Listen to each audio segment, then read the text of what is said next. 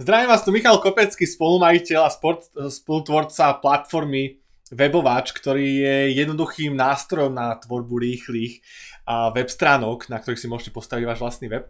No a prišla nám aj do mailu otázka, že aký je rozdiel medzi zberačom kontaktov a lapačom, čiže funkciou, ktorú sme len nedávno pridali do nástrojov k Webovaču, ktoré už môžete od priebehu pár týždňov používať, ale niektorí ľudia sa pýtali, že dobre, na čom je lapáč, keď už mám zberač kontaktov a čo to je a aký je medzi tým rozdiel a čo sa to vôbec využíva, tak v tomto videu sa dozviete, aký je medzi tým rozdiel, ukážem vám nejaké tie príklady a na čo ktorý z týchto dvoch zberačov e-mailov môžete využívať. Prakticky ono je to isté, len sa používajú na iný účel a inak to trošku vyzerá.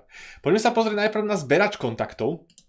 Zberač kontaktov je to, čo už poznáte v rámci tej štruktúry webu, ktorý predáva. Je to priestor na vašom webe v hlavičke, v petičke a taktiež v bočnom paneli, ktorý slúži na to, aby ste zbierali kontakty na vašich potenciálnych zákazníkov, ktorí prídu na váš web a ktorých zaujíma to, o čom ten web je, zaujíma ich to, čo hovoríte a chcú si stiahnuť tzv. Magnet, ktorý im pomôže v nejakom ich probléme a vy mu ponúkate na tento problém riešenie. Potom už sa k nemu dopracuje či už v hlavičke, v článku, v petičke alebo v bočnom paneli, klikne na tlačidlo, zadá svoju e-mailovú adresu a stiahne si ten obsah. Vám ten kontakt padne do databázy a môžete si už potom ďalej komunikovať, pomáhať mu, posielať mu ďalšie tipy a rady a vďaka tomu vybudujete väčšiu dôveru a nakoniec s väčšou pravdepodobnosťou kúpi od vás váš produkt. Čiže toto je zberač kontaktov. Ale dávam jednoduchú otázku a tá otázka znie, akú akciu chcete, aby návštevník na tejto stránke vykonal. Čiže návštevník príde povedzme, alebo kľudne na blogu Webovača, návštevník príde na povedzme tento článok, cesta Webovača a akú akciu chcete, aby vykonal. Skúste sa nad tým zamyslieť, možno 3, 4, 5 sekúnd. A čo vy chcete, aby ten človek spravil? Klikol na túto reklamu, pozrel si referencie, alebo dal like, alebo stiahol si ten magnet, alebo odpovedal komentár, pozrel si video a išiel na nejakú ďalšiu podstránku. Čo myslíte? Čo ten návštevník spraví? No pravdepodobne niektorú z týchto vecí. Ale vy primárne čo chcete, alebo čo by mal byť cieľom vášho webu. Cieľom vášho webu by malo byť získať kontakt na vášho návštevníka. Lenže nemôžete vytapetovať celý váš web zberačmi kontaktov, pretože na ten web by človek prišiel a hneď aj odišiel a nezískal by hodnotu a obsah, ktorý máte pripravený. Preto tam dávate články, preto tam dávate videá, preto tam dávate hodnoté rady zdarma, aby popri nich si ten človek všimol aj tie zberače kontaktov, ktoré máte umiestnené na viacerých miestach a následne vám zadal e-mail. Lenže cca keď som optimista, okolo tých 3 až 5% si ľudia stiahnu, keď prídu na váš web, ten magnet a zadajú vám e-mail. Môže to byť samozrejme aj trochu viacej, záleží podľa obrázku, ktorý používate, záleží od toho, či je ten návštevník vašim cieľovým návštevníkom a riešite nejaký jeho najväčší a najpalivejší problém. Toto percento sa štandardne hýbe niekde do 10%. Pri tých lepšie postavených weboch, ktoré využívajú túto štruktúru, ktorú vám odhalujeme aj tu v tomto magnete, ktorý som spolu s Erikom a Martinom pre vás pripravil. Takže konverzia, nejaké číslo, koľko ľudí môžete získať vďaka zberaču kontaktov do databázy je maximálne 10% a pri tých lepšie postavených weboch hovorím, môže sa to líšiť od typu webu, nezaručujem vám žiadne percentá, ale zo skúseností pri rôznych typoch webov je to maximálne toľko. Toto je zberač kontaktov.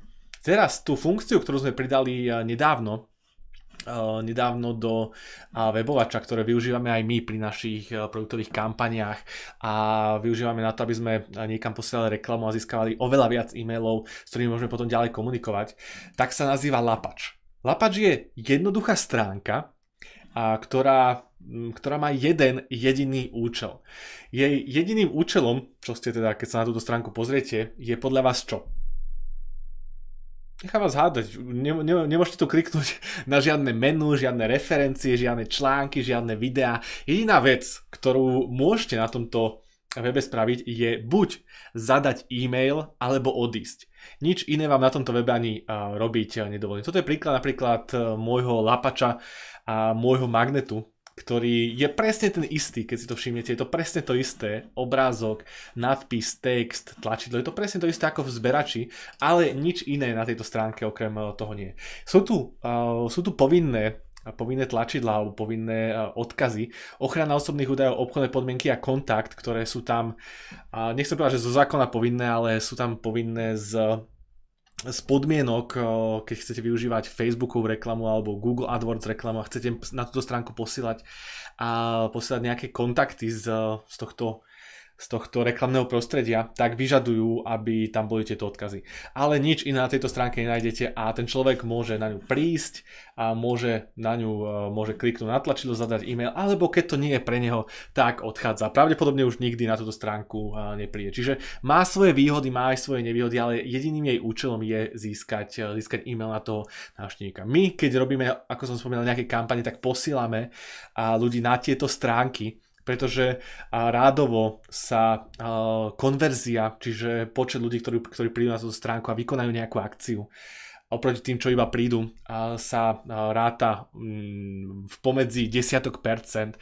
Niektoré majú 50%, 60%, 70%, niektoré majú 20-30%, ale je to častokrát v rádovo desiatkách percent. Oproti zberaču kontaktov, ktorý má maximálne tých 10% v tých lepších prípadoch. Je to z jednoduchého dôvodu, pretože na tejto stránke alebo na ktorejkoľvek inej, ktorá je postavená na webovači alebo na hociakej inej platforme, tak ľudia majú možnosť toho viacej rozpráviť a či majú viacej možností, tak menej robia tú, ktorú by mali robiť a ktorú od nich vy požadujete. Tento Lapač sa potom následne využíva na to, aby ste tam posielali tie kontakty, čiže investujete do reklamy, dáte odkaz na web u niekoho v komentároch,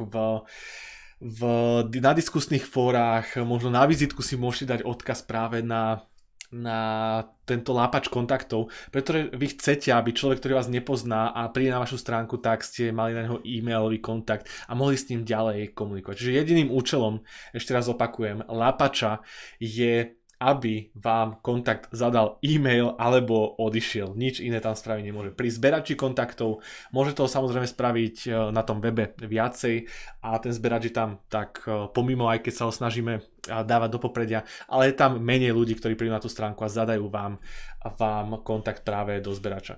Čiže ešte raz, rozdiel medzi Lapačom a zberačom kontaktom je veľmi jednoduchý. Lapač je samostatná webová stránka, na ktorej môžete spraviť buď to, že zadáte e-mail alebo odídete, a zberač je priestor na vašom webe, kde sú aj ostatné veci, články, menu, referencie, videá, katalógy, cenníky a tak ďalej, produkty. A môže spraviť to, že vám zadá pomedzi všetky tieto veci. No.